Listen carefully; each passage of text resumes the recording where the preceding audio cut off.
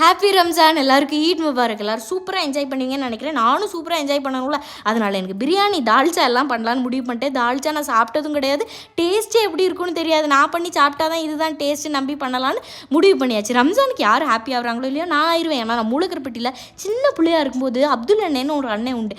எப்போவும் கரெக்டாக ரம்ஜான் அன்றைக்கி பிரியாணி கொண்டு வந்துடுவாங்க. 3 மணிக்கு கொண்டு வருவாங்களா, நான் 12 மணிலேருந்தே அவளாக காத்துட்ருப்பேன். அது என்ன ஒரு ருசியாக இருக்கும். அதே மாதிரி நான் கிறிஸ்மஸ்க்கு சைக்கிளெல்லாம் மிதிச்சுட்டு அவங்க வீட்டு கேக்கெல்லாம் கொடுத்துட்டு வருவேன். அது ஒரு core memory. Mutton dalcha recipe தான் பார்த்தேன், மட்டன் தேடி பார்த்தேன், கிடைக்கல.